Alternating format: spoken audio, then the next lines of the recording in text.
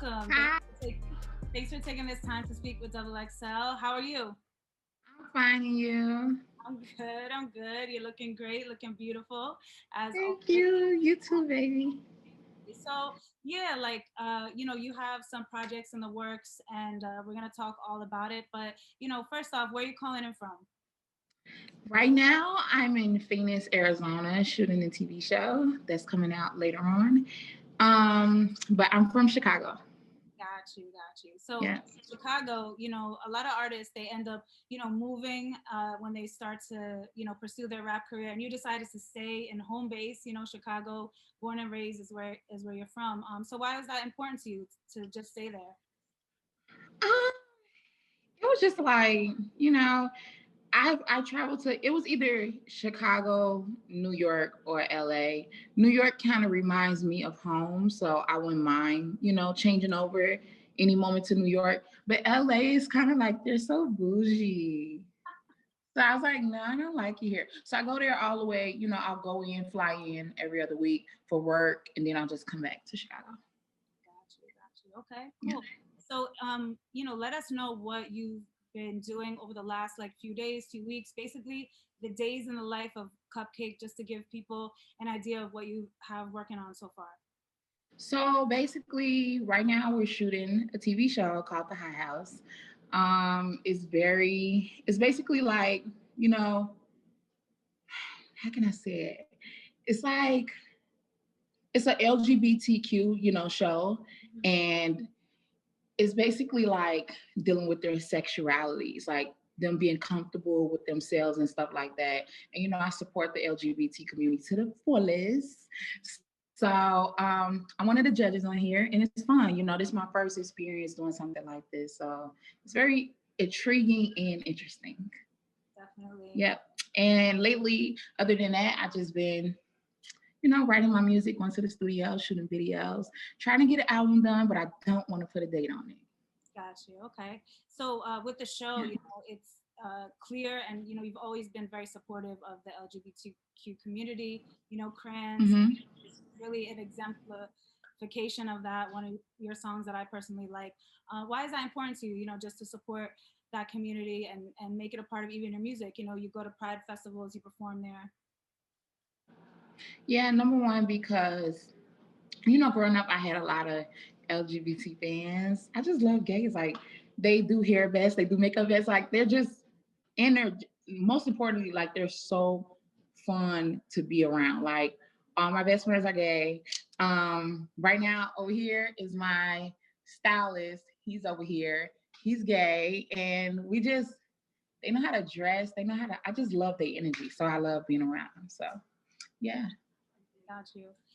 So with the Yeah. album, that's gonna be your fifth album, right? That'll be I didn't do so many. I don't. Yeah, because I did one mixtape. So yeah, fifth album. Okay, so fifth I album. want it to be my best work, so I'm just trying my best to take my time with this one. I always kind of like, I'm used to dropping things every 3 4 months when I came out, and it's like I don't want to rush it. I want this to be my baby. Can you please come out my background, mom? Yeah. I love it. So you mentioned taking your time with this project. The last time you put out an album was in 2018 with Eden. So why are you taking your time with this one? How is it a little bit different from the last one, and what can your fans expect? It's very different because I just experienced so much more. And 2018, that was like me 3 years ago. And I had shit to talk about, but I didn't have much to talk about. And I kind of, I knew that I wanted to take my time with the next project because I wanted every song to not just be about ass, titties, sucking dick, something I love doing, but, I wanted to be more intriguing. So I wanted every song to be about something different so it could feel different. So this one, everything will be totally different. Got you. Do you think that Yeah. we might get a reality part five on this one? I'm probably not going to make a reality part five, but it will be a song like reality part five, but on a beat. Because when I do reality, it's kind of like me touching back to home, which is my poetry roots. And I don't want to do it with an acapella because we're in 2021. A lot of people don't do acapellas, even though that would make me unique. I love being unique, but I think it would be on a beat because I love, just talking about the roots, like where I come from, which is the struggles. I don't come from a glamorous lifestyle. And we're gonna get into some of that. So let's go into how you got into hip hop and like what one of the earliest parts of that is you in the church and the poetry. So speak a little bit to that and that backstory. Yeah, so I had started when I was like, I think I was like 14, and I was basically in churches, and they'll be like, I'll go up to like every Sunday. Everybody don't believe this story. They be like, "You're fucking lying. You making this up." I'm like, "No, I'm totally serious." Like everybody, so I'll go every Sunday to church, and I'll basically like sing in a choir. And I didn't know how to sing, but they let me be in a choir. And I'll sing, I'll do poetry in front of the church. I'll write my own little lyrics and stuff. And it was terrible, but I got standing ovations because I was just a cute young girl. But when I finally took it serious, I was just like, someone told me in the church, they was like, you should flip your poetry into rapping. You'll make money from it. And I just went home and tried it, and I never looked back since. And what age were you at that time? You said what? What age were you at that time? I was about 13, 14. Gotcha. Okay, cool. So do you Yeah. remember? And then I started seriously from 13 to 14. I was, just playing with it, but I actually took it serious. Like 16, I started recording song after song after song after song. And I was like, I want to actually be an artist. Gotcha. I was just gonna ask, do you remember the first rap that you did write? Yes. It was called Gold Digger. And it was just so weird. It was terrible, y'all. It was like, I'm a gold digger. I'm a gold digger. It was terrible. And then I put it up on YouTube, and then I like swiped it down when I kind of got mature, and I was like, the fucking song is terrible. And then I just switched my whole, sound up. Definitely. So, in one of your reality uh, chapters, you do mention that your dad was a pastor. Is that true? Yes, my dad is he's a pastor. I don't fuck with my father at all, so no big deal. But yeah, I had met him for the first time in my life. Really, I was walking down the street in Chicago, and I had saw him. Remind you, I never saw him a day in my life, and I saw him on a mugshot. That's the only time my mom ever showed me him. And one day I walked past him with my mom, and my mom, it was so weird because my mom saw him and walked past him. Like she didn't even notice him. And me, who never saw him before, I was like, I turned around. I was like, he already walked by. He already walked by, and I was like, Mom, that looks like Cedric. My father. And then she was like, she turned around. She's like, Cedric. And then he turned around, and it was like, yeah, it was crazy. And he showed me like he's a pastor now, and he had like this keychain with my little picture on it, my baby picture, and it was just very interesting, very interesting. Well, it's great that you can speak about that now, and how you grown from it. So going back to your mother, you were raised by a single mom who has, look at your success now, raised you into an amazing young woman with an exceptional talent. But you Yeah. guys went through some struggles and hardships, which you openly talk about in your music, being in shelters and homeless. So speak to that. During that time, how did you guys get into that place and how did you come out of it? Okay, so it started because we had this dog, and um this dog, we didn't supposed to have a dog, so we ended up losing our house or whatever for having a dog. And then my mom ended up losing her job, unfortunately. And then we flip-flopped to shelters for a couple years. And then my mom got blessed and got a job. We got a house. And yeah, it was a struggle because, going to school or doing them years, I was kind of like, it was kind of, it fucked up my childhood. I'm not gonna lie, just a little bit, because we'll go to like these shelters and I'll be so embarrassed to walk home, because I'll know that like the school I go to is like right by the shelter. So I'll like walk out the shelter and go to the school. And then it's like 2 blocks away. So they'll follow me. Kids used to follow me from the school back to the shelter. And then when I get to class, they'll just be like, yeah, you live in a shelter. You live in a shelter and shit like that. It was very emotional and just, it's sad, but here we are. For sure, and cathartic in a way with the music. You know, you could have you took that experience and put it into you know, what all of your fans love and praise you for. And how old are you? Yeah. How old are I you? just turned 24. Well, well, congratulations, or I'm sorry, happy birthday, belated birthday. But how Thank old you. were you during those times? You said what? How old were you during that time, like when you experienced? It was from 10 to 13. Okay, got it. Yeah. Okay. So, you know, speaking of the music and the new album that's coming, you know, your last album was in 2018. Your first album was in 2016. You know, so or mixtape rather, your very first mixtape, and then Yeah. even before that, I was looking on your YouTube channel, and I know you've deleted some things over the years, but one of the first ones is a YouTube video for "Simple as That," and it's from 2013. So when you look back at something like that, simple as that, um, how do you feel? You know, you've grown so much since that time.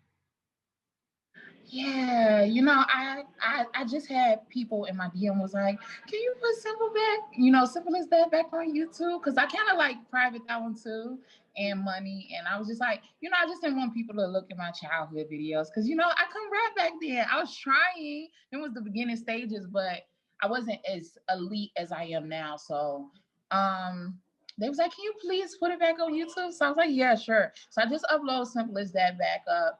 That video was actually shot and recorded in a Walgreens.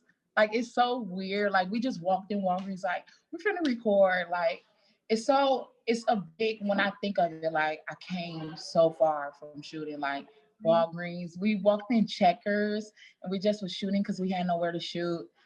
And to think, like, now you have to, like, plan things out, like, a month just to get on set for a video and the budget of the video and all that. Like, it really warms my heart to think like how far I really came. And you have like the elevation is real when you see like the grilling video or discounts, you know, and these bigger budget productions, you know, so you definitely have come a long way. So, you know, you've throughout all the success, you know, from say 2016 when you put out your first mixtape, and then now we're in 2021, you're working on this album. You've managed to stay independent throughout all of this, you know, and I've seen the tweets, you know, you've mentioned that labels have reached out to you, like 5 labels after discounts dropped. So let's talk about the indie vibe and like why you are so adamant about staying independent. Um, so before discounts and grilling niggas, I've been had labels reaching out. Like I remember, Capital flying me out. Is it Atlanta? Atlantic, yeah, they flew me out. We chatted there. A lot of labels already was reaching out before discounts even went number one or whatever. But it was like when discounts went number one, they was just all like, okay, it's time to put that vid in. But I don't know. Like I feel like the offers is like the same offers they give to a typical brand new artist. People don't understand that I'm not brand new though. I've been doing this for years. I made my own money. So when like some labels will come to me with this $250,000 gigs and shit, I'm like, I go on tour, I make that. Like that's nothing to me. So respectfully, but I don't know. Like independent is the way for me. It works for me because I'm in control of my own shit. Like right now, how I want to fly out and shoot a TV show and don't give a fuck and, clear my schedule for however many days. I like that energy. Like I don't want to be feeling like I'm a slave to a label. So I think it's more about freedom, if anything. It's not about control because I don't mind giving up, the power, the control part. It's just the freedom, I want to feel free. And with a label, I just feel like it wouldn't work But sometimes, you know, they might throw a big ass number out there and you're gonna have to make it work, you know? So I just haven't got that right deal, like that right one that makes me want to be like, this is it, you guys, you know? So What what would that be? What would that number be if you're comfortable sharing? um right now in the spot I'm at, I need a couple million. I need a good amount of money. And if I can't get that, then I'm cool. Like I'm cool. I make great money doing what I'm doing right now. Has there been another artist that has inspired you to stay independent? Like somebody who has had that independent. Chance the rapper, like, and I just met him a couple months ago. Like I met him at like a Vic Mensa show or some shit. And yeah, Chance. I always, and you know he's from Chicago too, so I always just I admire what Chance is doing and what Rihanna's not independent, but you know, I love, they're my favorite two artists. Like if I could work with anybody, top three is Chance, Rihanna, and Nicki. That's it. Got you.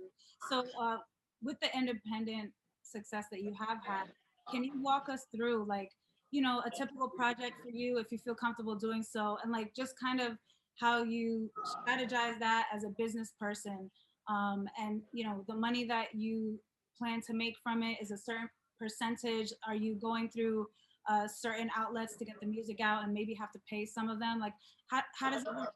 People who Oh no, I don't have to pay nobody but the IRS, baby. Uncle Sam is the only one get a cut. That's the good part about being independent. Uncle Sam only. So, my music projects usually take, I would say 3 months. 3 months, I'm damn near the whole project is completely done. And yeah, it only take 3 months. But I'm just so picky lately. Like I'm like, I'll go in the studio and I'll make like 10 songs and I'll be like, only one is gonna go on the, only one is going on the album. Like I can't put all 10. So back then it was just like I'll make projects and three, mom, please. Please, mom. Thank you. I'm sorry. She's like I'll make like 4 or 5 songs in the studio and I'll be like, oh yeah, let's put them on, you know. But no, I'm very picky. I want to choose wisely this time around. Like only a few is gonna make the cuts. definitely. Yeah, but making projects is only like 3 months at tops.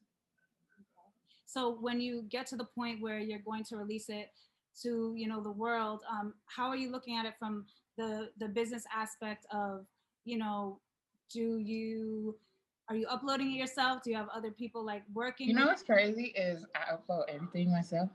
So I'll go on TuneCore and I'll send it in, you know, send it in to publishing and all that shit. But yeah, I've been working with this dude named Dan. He's from TuneCore because I'm with TuneCore right now. And he's like the head dude over there and he'll help me out. And like right now I just changed my covers of my last two, like previous two albums. I changed the covers. So I was like, these covers is a mess. It's time for them to go. I look so, you know what's crazy is when I first came out, because a lot of people they'll be like probably when you upload this, they'll be in the comments like she looks totally different.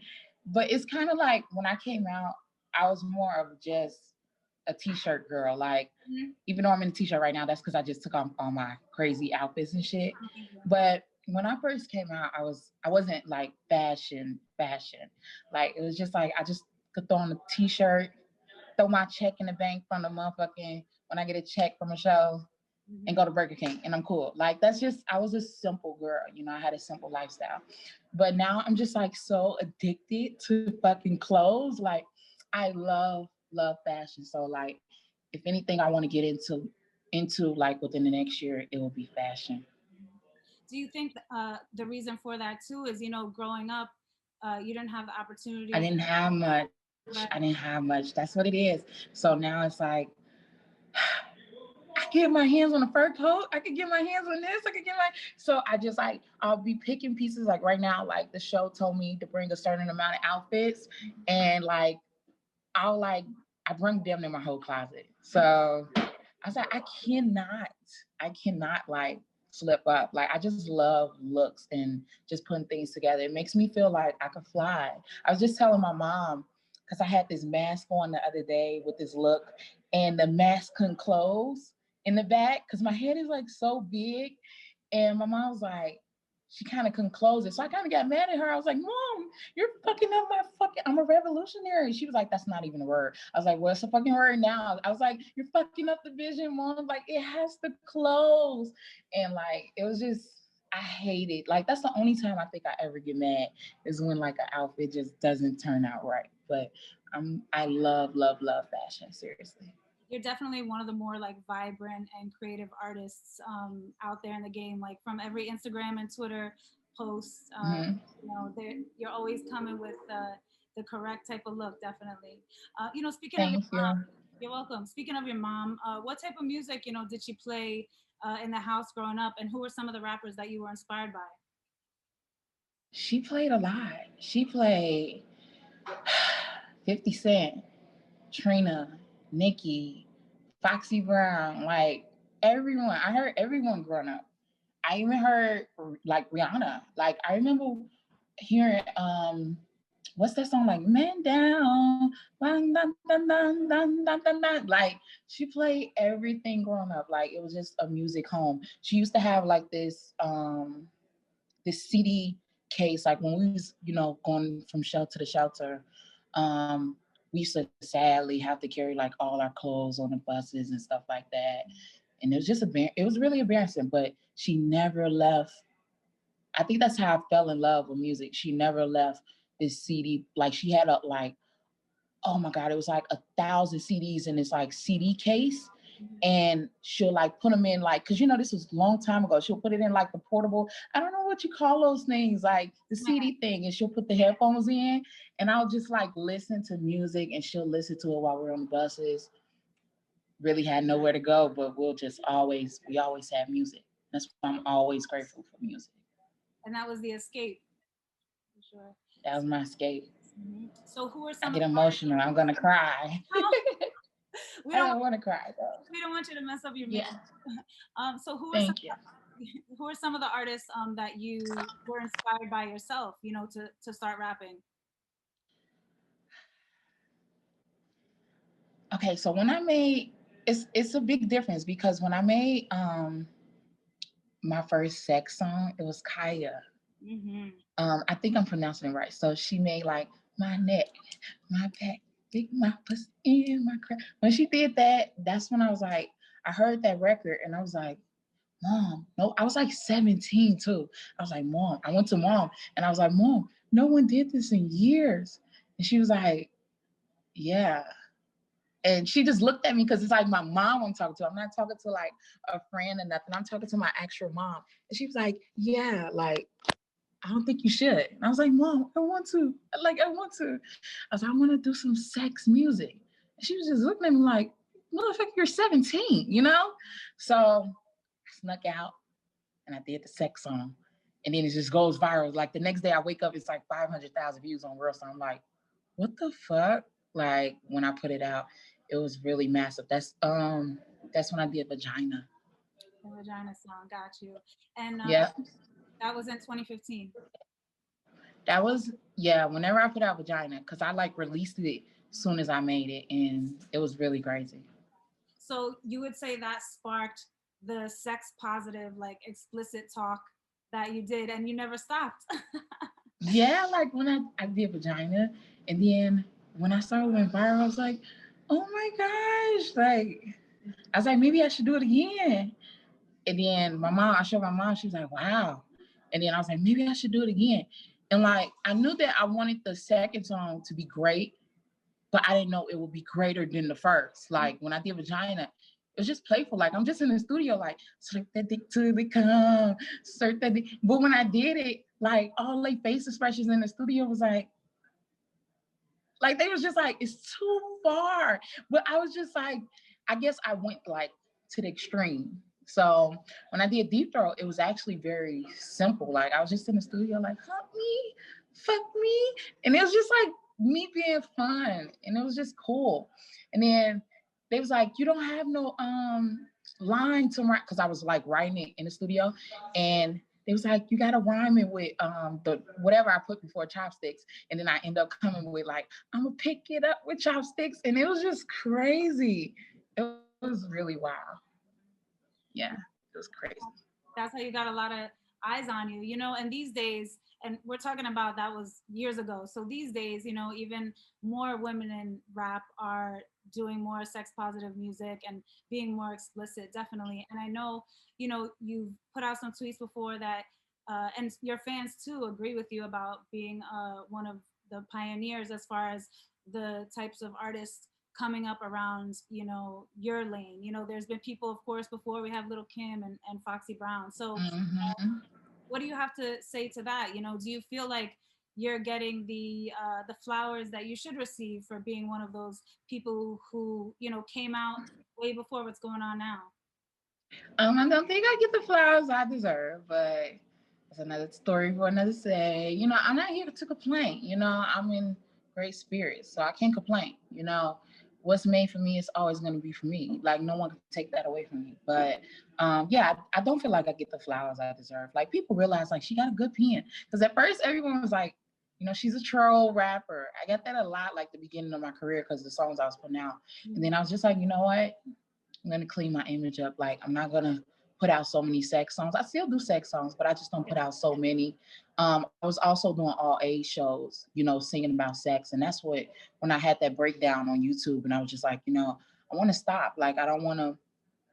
I felt like I was corrupting the youth, and only because it's all ages. So I was like, you know what? From now on, I'm gonna do these shows, like, let's try to make it 18 and up. And if we can't do, 18 and up, let's do the cleaner songs for those all age shows, and then only do like a couple or maybe one sex song in the shit. Um, so it's just about cleaning the image up. And, it was just my conscience speaking to me and, telling me that I could do better. And I just changed my lyrics. I changed my style. I changed everything up. And I was like, I got this. When you lyrically are you and you know that you have that pen and it's lethal, you don't have to, be an attention whore so much. So I used to like tweet like funny tweets like, yeah, my vagina stank, and yeah, this is that, just a tweet and, get attention. And now I barely tweet at all. And, it's still eyes on me. So it just shows people like there's a way without putting the cloud chasing shit. Like, I just have to let that go, that image, and, fix me up a little bit more and, focus on me. And yeah, I'm happy I did that. Definitely, and this is where you're at. So that was some of the reasons why in the past you had mentioned like you wanted to retire, and like you took down some of those videos from YouTube and stuff like that. Yeah, I took down all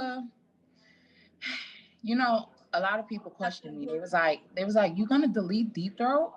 Like, Deep Throat is that song. That's 51 million views. I'm like, yeah, like, you know, no amount of money in the world could, kind of like, that's your image, no amount of money can make you, I don't want to say like destroy, but like tarnish, your image. All you have is your name. So a lot of people like, oh my God, a lot of people is just like, no, you cannot delete Deep Throat. You cannot take that off YouTube. It was like, it's up there, just leave it up. I'm like, no. Like, I've made a lot of mistakes. Not calling Deep Throat a mistake, because it made a lot of money. But I could have did it different, and I might still do it different. That's the T. Like, I might even, since it is the biggest song and it never got the video it deserved. Because we was in like a $50 motel. I was broke as hell, and since it never got that video, I don't know. Maybe in the future, I'll like do that video to Deep Throat the right way.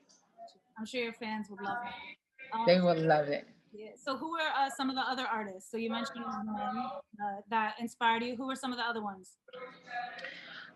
Inspire me. So Kaya inspired my sexual side to come out, definitely, with My Neck, My Back. Nikki inspires the lyricism in me. Like, I love her pen.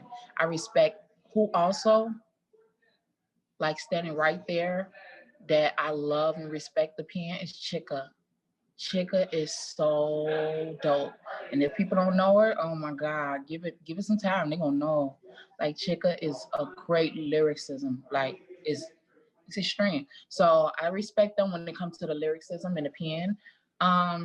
Aggression, DMX. That's why when I kind of like rap on a song, it's like very it kind of is angry. A lot of people be like, why would she make these songs? She sounds so angry. I be like, yes, it's the aggression in me. I think one 50 thing that Cent. makes you stand out definitely is your voice. You know, you not only like exude confidence, but it's powerful. Like there's a lot of power, and I feel like just owns to your voice. You know, and that's what makes it Thank you. definitely stand out. So DMX, 50 Cent, you said. Yeah, 50 Cent. 50 Cent is the bold, the alter ego CupcakKe. Like it's 50 because he kind of like if you see his Instagram, you know. Like he says whatever, whenever the fuck you want, and that's how CupcakKe is. She's like she say whatever the fuck she wants, she says it. So a lot of people they'll meet me in person like this, and they'll be like, "You don't even sound like your music, like your voice alone, and you don't act like how I expected you to act." I'm like, "Cause it's not me. Like it's CupcakKe, nigga. It's an alter ego."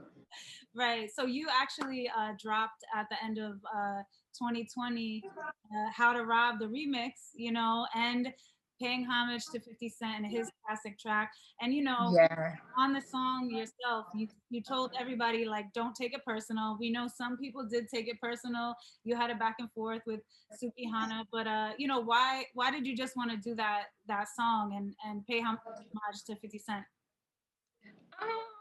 It was just like I heard the song by Izzy. I think that's how you pronounce his name. So I heard 50. First, I heard Izzy's. Oh, Ben Hunter. And he Bad Hun Izzy, I think that's how you say it. And he did it basically to 50 Cent How to Rob. And I was like, I went and listened to his, and then I went and listened to 50's. And then it kind of was like, I heard Barbie Dreams by Nicki. So it's kind of like channeling all three in one. And I was like, I want to do it. So I wrote it so fucking fast. And then I just went to the studio, and I wanted to make it clear, like, it's all love. Like, I'm not dissing none of these artists. Everybody's talented in their own way. And I tried to do it with people don't know the catch is because a lot of fan bases was mad at me over it. But the catch was it was kind of like I name drop everyone I kind of had an encounter with. When I say encounter, I'm saying like something positive with, so they know that it's not personal. So I'm not name dropping people I haven't had encounters with. Like Chief Keef, I went to school with him. Me and Doja Cat, we Kiki in the DM. Like I tried to name drop everyone, but they don't know that. So now they know. Got you. So, speaking of some rappers in hip hop that are women, you just mentioned Doja Cat. We know you love Nicki. You show love to them. Why is that important to just share that, because you definitely have showed your love to them on social media before. It's something that your own fans know you for. So why is that important to show love to them?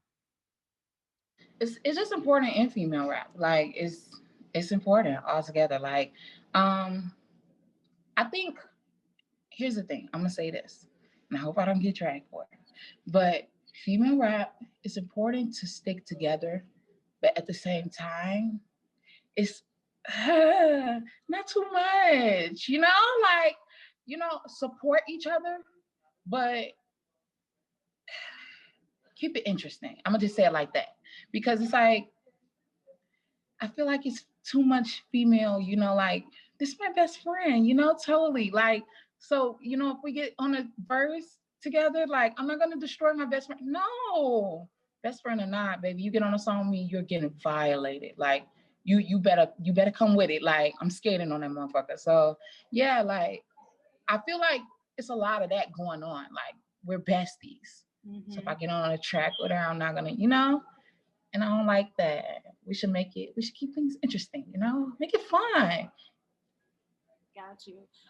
Earlier this year, you did tweet, you said female rap is boring. So I wanted to see, at that time, why did you feel that way? Yeah, that was basically what I was saying. Like, let's make it interesting, you guys. We know that we are all friends, but even if we, behind doors are close friends, let's make it interesting for the public. You know, the public is the one supporting you. So let's make it entertaining. All this best friend, best friend, best friend, best friend bullshit needs to go. A lot of women in hip hop definitely right now do a lot of choreography when they hit the stage. You know, I haven't seen too much of that going on in your lane. You know, I don't think we're going to see that. But you know, what do you think about that? You know what? I'll get some dancers. But me, I can't dance for shit. I can't even like my mom does so funny. She was just like I was playing in the mirror while I'm here shooting a TV show and I was trying to twerk and I couldn't twerk. Like I can't. I can dance for shit. I'm so stiff and off rhythm. I'm only like my only talent is rapping and you know fashion. That's it. I'm not I'm not I'm not a dancer.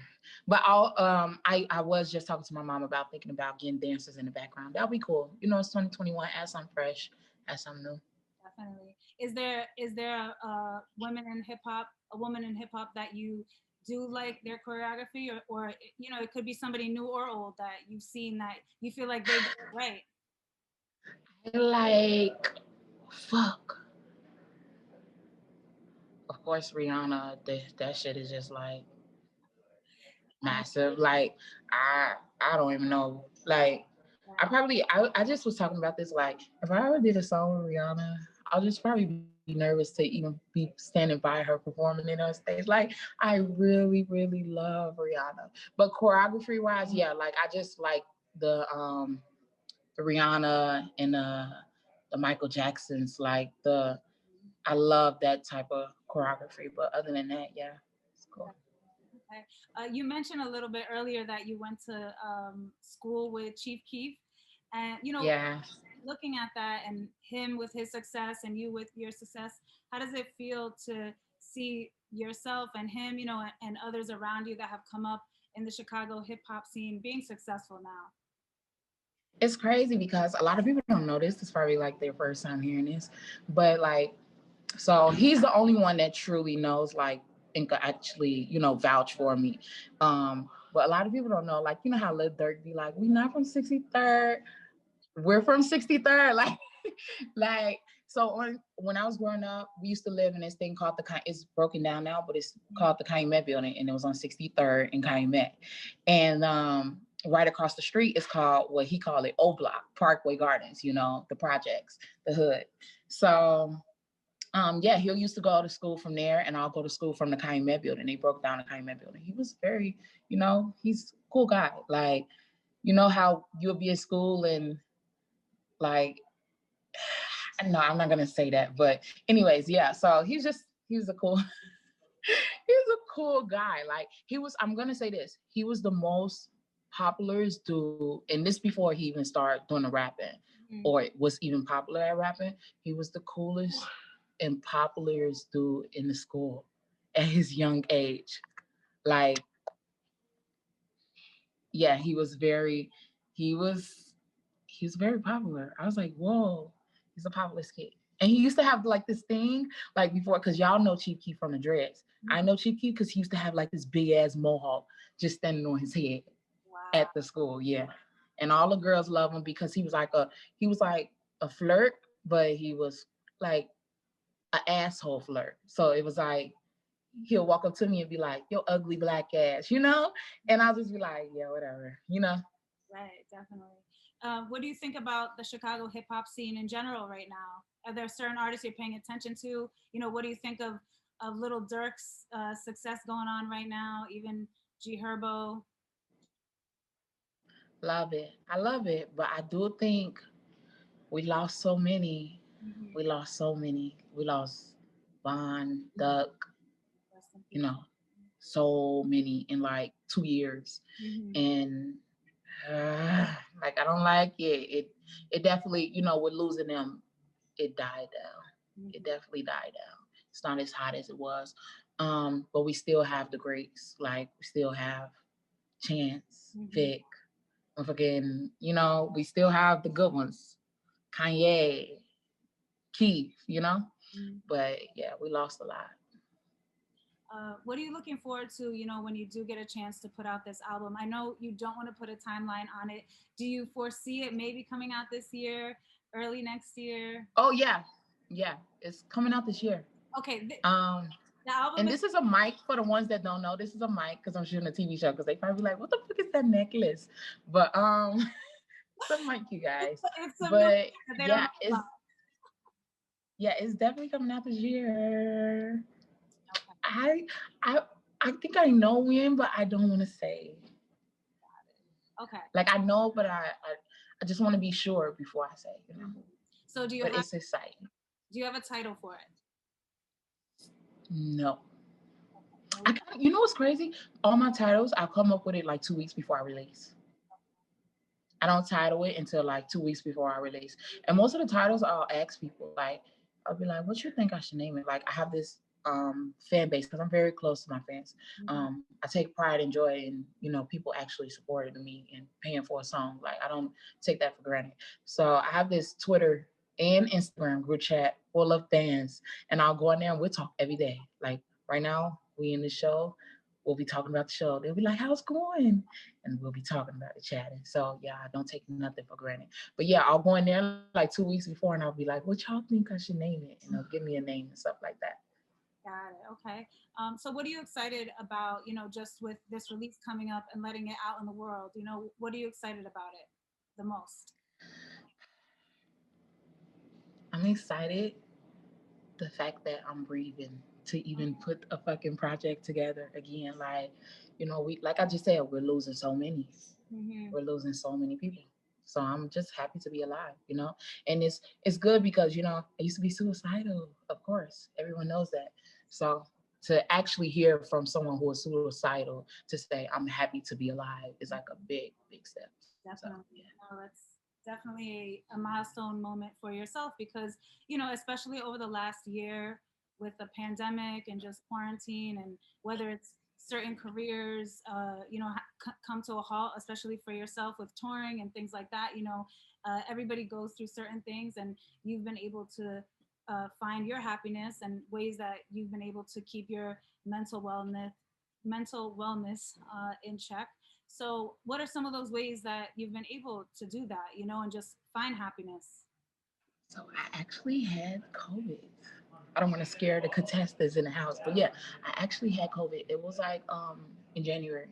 Okay. My chest was closing up, and that's how I knew I had it.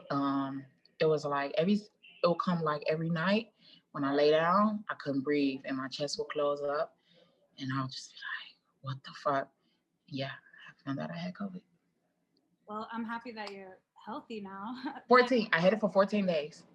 wow, Yep. I'm definitely happy that you're healthy now and you no longer have it. Thank you. You're welcome. I don't wish that on my worst enemy. Like, and I don't even got no enemies. Like, I'm cool with everybody for the most part.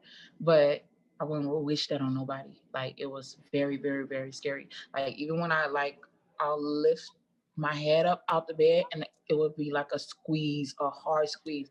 And then I'll lay down and it's hard squeeze. Everything is just hard squeeze on the chest. And that's when I lost a lot of weight in January. If you like run back my pictures, I lost a lot of weight in those 14 days because I was like, I don't want to eat none of that. Like it was massive. And do you feel like also the people around you, like your mom has helped you get to a better place, or the friends around you, or just like keeping a positive mindset? Yeah. My mom, like she talked me through it. Yeah. Like they took me to when I made that tweet, like I'm about to commit suicide, like police ran in my house. I was like, how the fuck y'all know where I stay? And they just like ran in and like took me to this it's like this mental health thing. And they asked me like all type of questions. And the man who was asking me the question, he was like, I'm gonna ask you these questions. And if you get a couple wrong, you're gonna be admitted here and stay here for a long time. And I was like, I answered the questions. And at the end, he was like, I don't see crazy. Mhm. He was like, I see a depressed girl who's going through a lot. He's like, I'm gonna let you go. And he let me go the same night. He was like, I'm gonna let you go. And then I just, I stayed in the house and I just tried to get mentally well. I appreciate you for being open to speaking about this. You know, it's a definitely a sensitive subject, and I'm sure many people have experienced similar things within your fan base. You know, within my own family, I've had my father died by suicide, so it's something that affects everyone in different ways. And depression as well. But you're amazing, and you've battled that part of your life and come out of it way stronger, and you're here and you have an amazing fan base. Thank you. You have the supporters and fan base that you have. I want to talk about that as well. You are so altruistic, you are so generous, you pay bills for your Thank you. fans, you give them money. Thank you. I saw you tweet once, and you can clarify or confirm this. Did you really give one of your supporters $35,000 one time? $35,000. $35,000. You know, I do a lot of big giveaways. Like, Mm-hmm. you're looking at someone who lost, Right. like, I don't even know if you heard, but yeah, I lost a good amount in the casinos, like a lot. So, what made me such a giving person was, I don't even like, I didn't did that type of money. So, like one time, like this person had tweeted me. No, I'm gonna get into why. Mm-hmm. The why is because one time I lost like 700 grand in casinos, 700,000. People know this from my Lord Jesus song, like if you listen to it. But yeah, over time in like 1 year, lost 700 grand in the casinos. And I'm banned right now. I can't get in no casinos. I went in there and banned myself all across the world. So if I like go in any casino, I have this slip. Like soon as they scan my ID, I get locked up because it's considered trespassing. So it helped me to build my money back because it was like drugs. It was like I was addicted, like very, very much addicted. So yeah, so when I look back at it, the 700,000, this what made me a really giving person was that I looked at the 700,000, I was like, it's one thing to lose money and you got something to show for it. But to lose money and you have shit to show for it, like that's a house. That's a Lambo. That's it helps. So I was like this. I was like, once I get my money back right, it's over with. I'm helping everybody. I just looked at it like God was testing me. Like, what is she gonna do? Like, you could have blessed so many, and your dumb ass went into the casinos losing 10,000, 10,000, 10,000, 10,000, all the way up to the fucking 700K. Mm-hmm. So yeah. So when I was like, when I get my money back right, it's on and popping. Like I could do so much. I could help the world. I want to help the world. Mm-hmm. So yeah, I'll help people all the time. That's nothing. Right. Nothing. No, and you do it often. You cash app, you pay someone. Cash app, thousands per week. We just dropping thousands. Like I feel like if a person could take their last couple dollars and support an artist's music, why not? If you have all this money, why you can't? If a fan tweets you, oh, we need 2,000 for this, why not? Why not? Y'all people help me all the time. You pay my bills. So why not, exchange the favor, So when it comes to like supporters within the music industry, is there other people, other artists that, you're friends with or that you ever go to advice, or people maybe reach out to you for advice? You mentioned you and Doja Cat are in the DMs talking, maybe her? Yeah, to ask me for advice, I try not to DM nobody like for advice because shit gets sketchy, But like shit get very sketchy. But asking me for advice, people don't ask me for advice in the DMs, not to be shady. People ask for other things, like a lot. Artists, but advice, no, not really known artists. People with a little clout probably ask a couple things, but not known artists ask for advice from me, But people will ask for verses and shit like that. And yeah, it is what it is.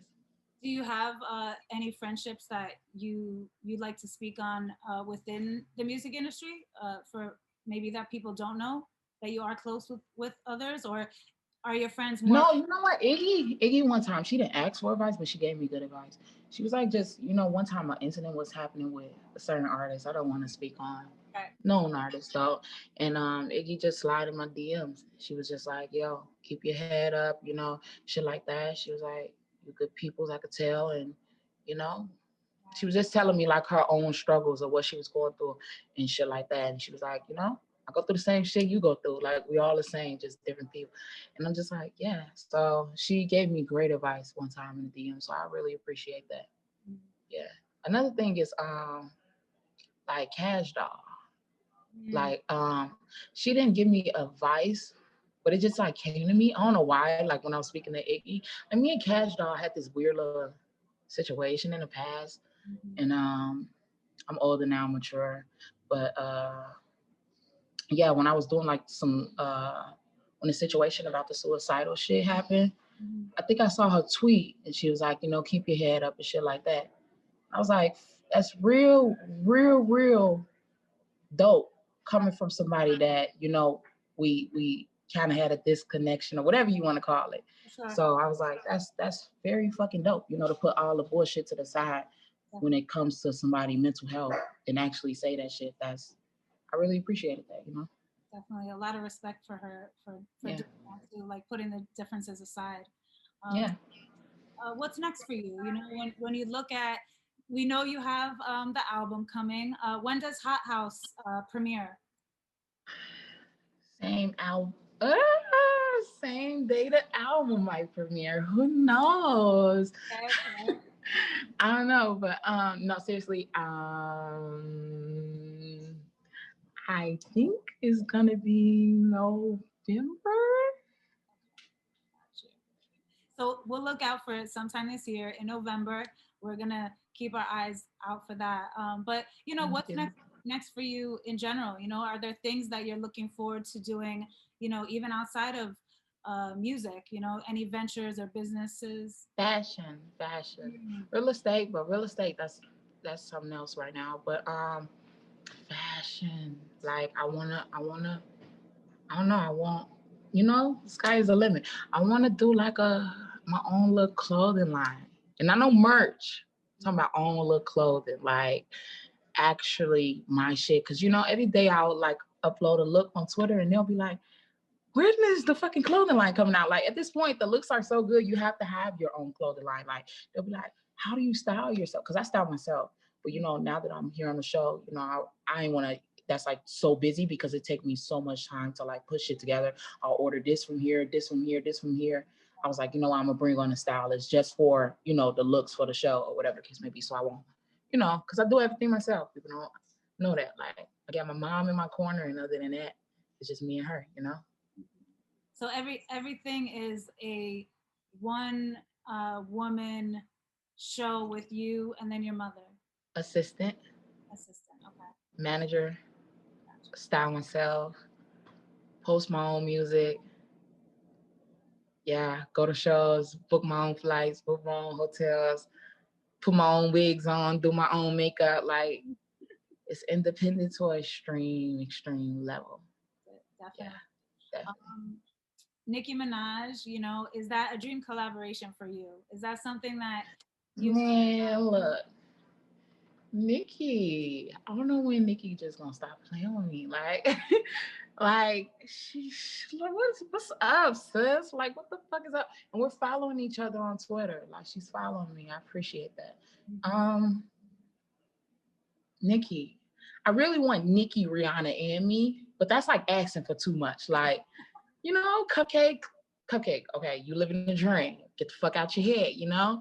But that would like, I don't know, that would really make my day if I get Rihanna and Nicki.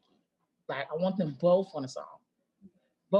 Like, Nicki doing her own lethal look, I already envision this shit. Like, it's already in my head. Call me delusional or whatever, but it's in my head. Like, I want manifesting. Look, I want it to be like either Nicki doing the first verse or I'm doing the first verse, Rihanna on the hooks, and then at the second verse, I want me and Nicki to go back and forth on some lethal shit. Like, I don't know. I want the first verse to be cute, like, you know, like something cute, like some light, just to woo them in. But the second verse, I want us to really rap.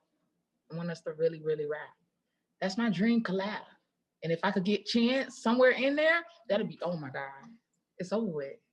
It's fucking over with. But yeah, the two women right now, Rihanna, Nikki. Well, words are powerful, as we know, and manifestation is real. So you never know. You already put it out into the universe, so we'll see what happens. Just a few more questions. I know on Twitter you also mentioned that you wanted to get your GED. Is that something that you're gonna pursue? I'm working on it. I want my GED because I dropped out. I dropped out young. I dropped out sophomore year. I used to go to like this school called Kenwood, and I dropped out because the motherfucking girls, what I'm doing now, they been doing. Like they been had that shit on. They was in Louis, Gucci, all type of shit. And I was unfortunately, these was the years, me and my family didn't have much. Right. So, so I'll go to school and I'll wear like the same shit. And I'm just like, Mom, I want new fucking clothes, okay? Give me new fucking clothes. She always told me she'll do it though. And I appreciate it. Like it haven't always been like that, when she got checks beforehand, she always looked out for us, like best mother in the world, But everybody got that time, them years of the struggle, and that was just the years. And it happened to be, them years. And at sophomore year, I was just like going in there and I was repeating like the same look, 3, 4, 5 outfits. And people was talking about me and they was bullying me. And I was a bitch back then, I ain't gonna lie. I was like, man, fuck this, I'm not going back to school. And that's when I started rapping. So it worked out for the best. I started rapping and I picked up a job at a shampoo spot, and I was shampooing hair to, afford the rapping. And I'll take like every check and I'll put it towards like the music. I'll be like, I want to go to the studio, Mom, with this check. She'll be like, go ahead. Then she'll like help pitch some in with her checks and shit. And it was just amazing. Appreciate it. I'm gonna cry. No. Yeah. Well, that's awesome. You had a mother, or of course, you still have a mother who supports you. But back then, a lot of kids who have these dreams, especially when it comes to music, they don't have supportive families. So to hear that your mother, even back then, and especially when you guys were going through the struggles, we love Mama Cupcake. Yeah. But I'm sorry, I don't mean to make you cry. What do you have siblings? Don't fuck up the makeup. Girl, you're beautiful. Yeah. You need the makeup to that. Do you have siblings? Were you guys coming up or Two brothers. Two brothers. Oh yes, on brothers. Your rhymes you say that they didn't support your rapping. Your mom did, but they didn't. They didn't. Me and my brothers are in a better space now, thankfully. Right. But yeah, childhood, growing up, because they have their own father. It's like in every fucking family, like, they have their own father, and then I have like my own father. So they always looked at me like, you sis, but you ain't sis, So, and then we're always like, get into fights with one of my particular brothers. But I think it was just like every childhood, sister and brother, like just don't fucking get along. And now that I'm mature and older, get along fine, perfectly fine. So I guess it was just like growth and maturing had to happen. But yeah, they was like assholes, complete assholes. But I love them now. That's what happens. You grow up, you mature, and they support you now. So that's great that you have a family that does that. Yeah, my brother, he just came to one of my shows, and he was like, when they first came to my first show, they was just like, you're like an artist? And I was like, yeah, like people come to support. They was like, huh? Support you? Because when it's family, they look at you so different. They was like, hey, of course. Because there's no clout with family. They just look at you like you're the little like, little sis, like, support you? What the fuck are you? You're Elizabeth. I'm like, yeah, but they just like they like CupcakKe, No, definitely. Well, CupcakKe, thank you so much. I appreciate you for being very open and candid, and just opening yourself up to us at Double XL. Thank you for everything. And, we look forward to the new music. We look forward to thank you, y'all. Yes, and everything you have coming up. All right. You take care. Thank you, y'all. Thank you, sis. Bye.